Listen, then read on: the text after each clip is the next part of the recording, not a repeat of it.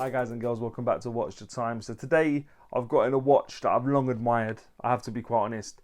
It's a legend and I think it's quite possibly the best dress watch you can buy for £100, which is probably about $130.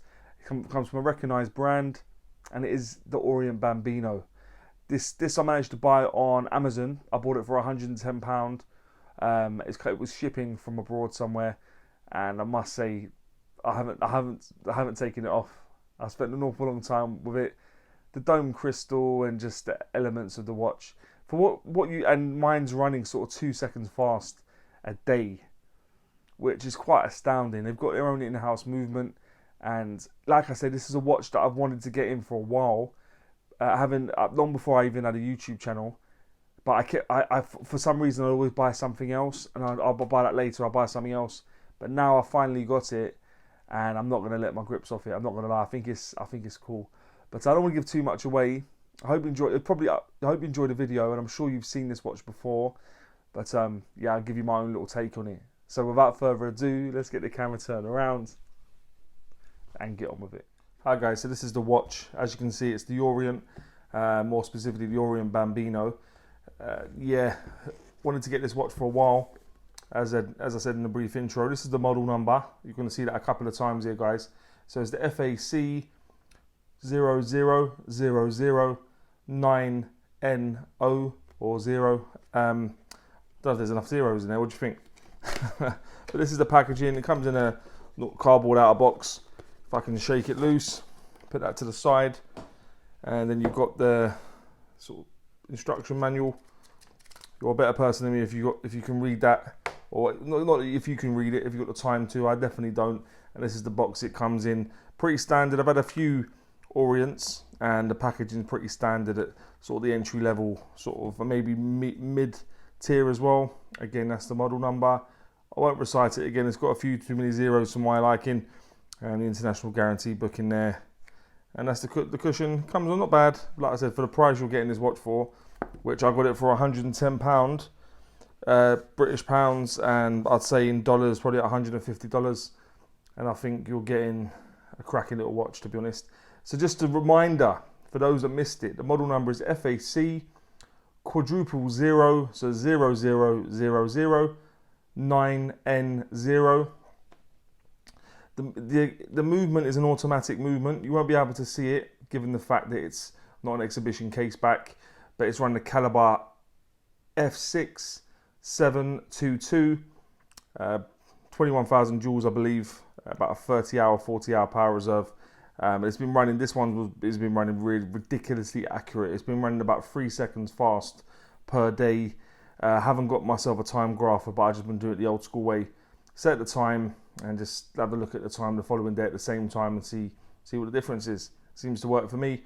The case material, fixed bezel, case back, crown and pin buckle clasp, but all 316L stainless steel. The case thickness to that domed mineral crystal is 11.7 millimeters.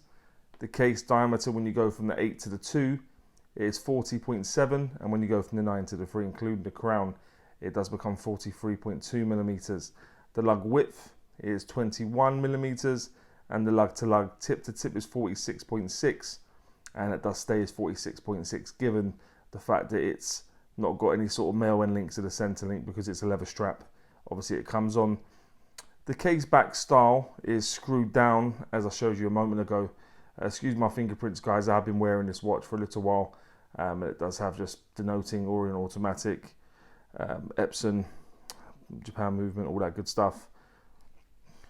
The bezel is fixed and it's just a high polished bezel, which is a bit of a contrast really from the case because that's all brushed. But yeah, high polished bezel. And the crown is sterile and it is a push-pull crown, but it hasn't got an awful lot of water resistance. So yeah, that's not a big deal. I wouldn't be taking this swimming anyway. The strap it comes on is leather, and actually guys, I was already sort of, before this turned up, I was already looking into getting a different strap, but the strap's not bad, you know. Like, it's not really soft, but it's not really hard, and it actually feels okay. It feels nice on wrist. So yeah, I won't be getting rid of it too soon. I'm sure at some point I might change it, given the fact I'm going to keep this watch. But yeah, for the time being, it's definitely going to be fine. And the pin buckle clasp, you've got Orient signed on there. Does the job. You've got quite a few levels, quite a lot of holes. What many you got there? 10 holes, and I'll show what it looks like on my wrist shortly. The crystal is a domed mineral crystal, and it's very pronounced and very domed, as you can see. And I think that's one of the charms of the watch, also adding to sort of like the retro look. The water resistance of this watch is 30 meters, so that's 3 atmospheres of water resistance. So about as little as you can get, but given the fact it's a proper dress watch, I don't think it's a problem, to be perfectly honest. The weight will appear in the top right hand corner. It's 65.8 grams approximately. But let's have a look at the dial now, guys, in a bit more detail. So you've got a minute track going around the outer edge. It's sort of in the form of sort of like a train track. Inside that, you've got another sort of more accurate minute track, and it goes from increments of, yeah, so they do sort of almost like milliseconds, if you like, and they go up in increments of 1, and at every hour it goes up, it's showing up in increments of 5s. Inside that, you've got applied to me, numerals, and just as you go through, you've got obviously 12, 1 through all the way through till 12. Below the applied indices at the 12, you've got, I don't know if it's applied, but you've got the Orient logo, and underneath that you've got Orient automatic. Above the indices at the 6 o'clock position, you've got water resistant. Given the fact it is really just a water resistant watch, there's no great, it's not like Jonathan Ross, no great water resistance in this watch, given the fact 30 meters kind of is the lowest that you normally get on a watch. So yeah, 30 meters of water resistance. It does have hand winding, so you can obviously charge it by turning the crown. If you take it out to the second position, let's get it to the safe zone, which for me normally is about 20 past 8. I like to put it there because also you can still see the dial. If you put it back in, it will unhack. Put it to the first position, you can scroll through and change the date, put it back in, and jobs are good. So yeah, that's the movement, that's the dial. Obviously the dial itself is sort of like a creamy sort of colour, which I like. They do the same watch in white, but I went for the creamy. And look at that blue hands, guys. I don't know if it's coming up on my camera, but those blue hands are really, really nice. They finish really nice. It adds such a nice contrast to the watch in terms of the hands. And I like the proportions of the hands, actually. I like the fact that the second hand reaches out and touches the inner minute track. And you've got the minute hand also just about kisses the inside of the minute track, and the hour sort of almost kisses the inside of the indices. So yeah, the proportions are nice. And yeah, this is a cracking little watch, to be honest. But let me just pop it on the wrist now, guys. Show what it looks like on my wrist. My wrist is just above a 7-inch wrist, which I've probably told you numerous times now. I'll put it on. Let's put it on here. Fits nicely. And bear with me, guys. So what you have, you've got 4 more holes going one way, and obviously that would leave 5 going the other, giving us 10. And it fits me nicely. That's what it looks like on my wrist. But you would have seen it in daylight conditions in the intro. Yeah, cool watch, and one that I've wanted for a while. As I say, I picked this up for £110 on Amazon, and I think for £100, rough, in around £100, I think it's a whole lot of watch for the money, to be perfectly honest. I don't like to digress too much, but yeah, I do like this watch. As I said in the intro, again, it's one I've wanted for a while, and I finally got my mitts on it. But that would then take me on to what I think is pants and pucker about the watch. And I always start with pants. I like to go on a high with pucker. So what I think is pants. I was struggling, guys. I'm not going to lie. It's not perfect, but it's not far off it for the price, to be honest. I think for £100, £110, $150 if you like, I think it's a lot of watch from a recognised brand. So all I could come up with for pants at the moment is the Lug Width. 21mm was a bit of a nightmare, to be honest. It would have been nice if it was 20. I think 20 would have been perfect given the dimensions of the watch. 22 might have been a bit too big, but 20 would have been perfect. So for now, guys, I do apologise. I've only got the Lug Width as pants. What I think is pucker. So it's a lot more, like I said, the dial. I love the colour of this dial, and I love the fact that the hands sort of complement that with the blue, with the cream dial. I just think it screams out retro, and it screams out class, and this watch looks so much like it's worth so much more money than it is. So yeah, I'd go with the dial, I'd go with the hands. The crystal, the domed mineral crystal, you guys know I prefer sapphire, but that is beautiful. How it plays with the dial, how it plays with the light, how it plays everything. That crystal is beautiful and very much in keeping again with the retro type of look.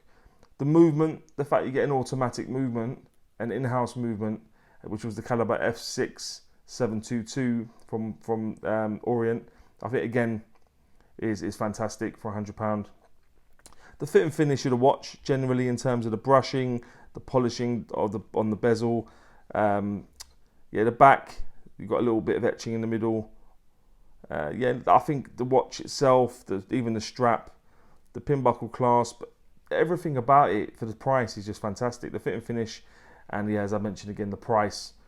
I think to get a watch from a reputable brand for this sort of price and it to be this good, I think it's phenomenal. I've got to be honest. Given the fact AliExpress is getting so much more expensive, if you want to get a decent dress watch, you probably spend the equivalent on there.